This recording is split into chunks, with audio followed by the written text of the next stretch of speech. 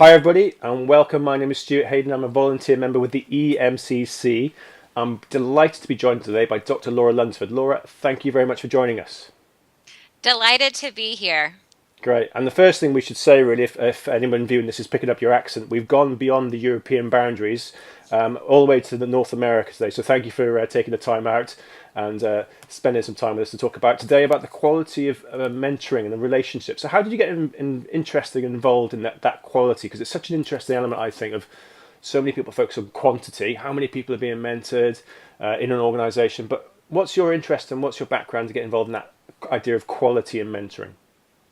Thanks for asking, Stuart. I'm interested in the psychology of mentoring and these relationships. So it's not just about having a mentor or protege, but how are they interacting and how does that then produce the results that we think are possible with mentoring? Great.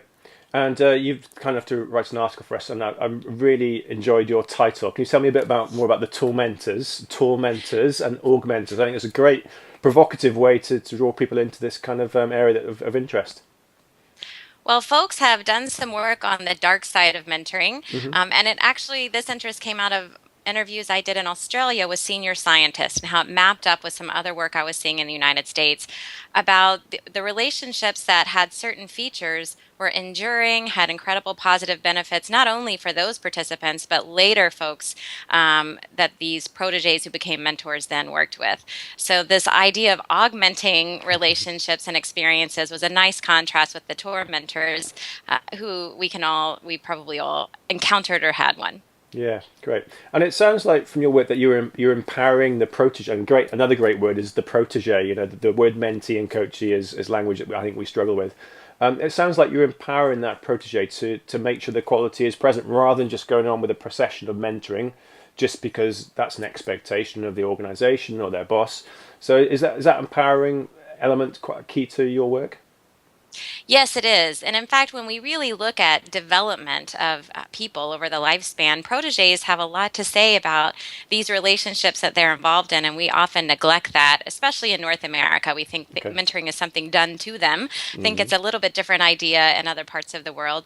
But my work really highlights that proteges can understand these dimensions and try to have those kind of interactions too. And if they're not present, to perhaps find some other folks who can provide those kind of interactions for them. Yeah, and again, I liked your approach to think about, again, empowering the protege. What advice would you give to a protege who felt that there was a tormentor in the room or the relationship? And I suppose there's two questions, either, again, from your article, that they can walk away from that relationship and empower them to do so, and or perhaps try and reframe it first. What are your thoughts around if that situation arises? Well, there's always two people in every relationship. And so, my first piece of advice would be for the protege to rethink a little bit about what the goals are of that relationship and try to have a conversation about that. But the fact is, some behaviors, if they're truly manipulative or dysfunctional, they're not going to be resolved in the short period most folks have for a mentoring relationship. And so, to exit gracefully would be my advice there. And graceful is important because you're likely to encounter those folks in other contexts or other places at work, and then work to find a network of folks who can then provide that. So try to reframe it and get what you can out of it, and then exit quickly and gracefully.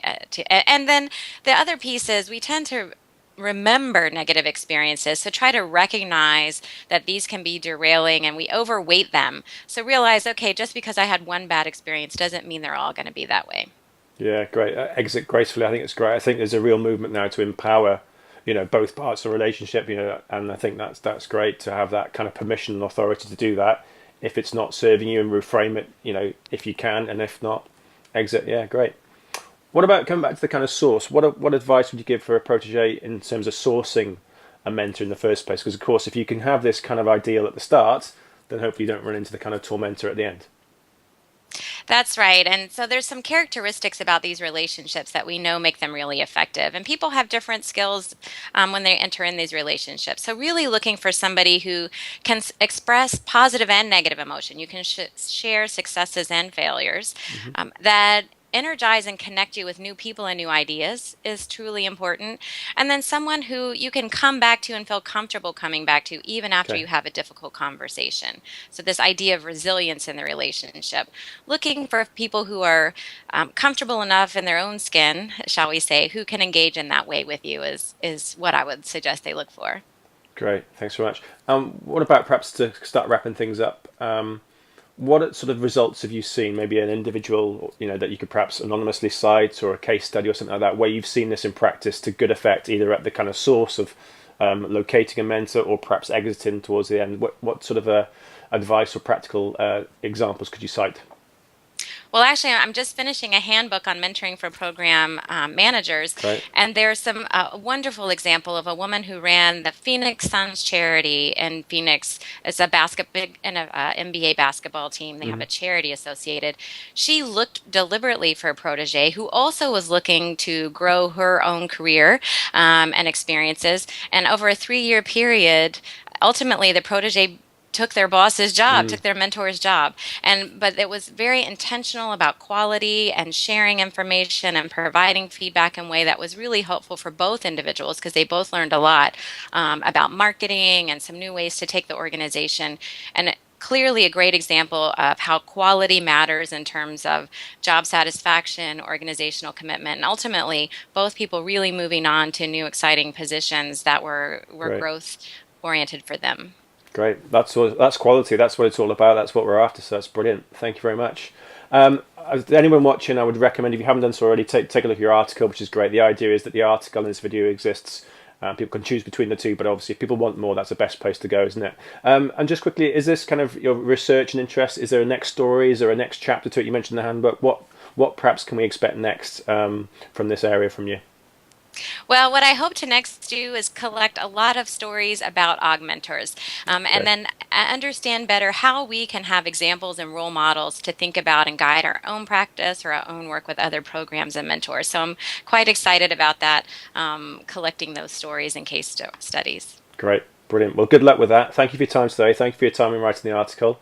And for everybody watching, we'll wrap up with that. Thanks, Laura. Thank you. Mentor well. Thanks. Take care.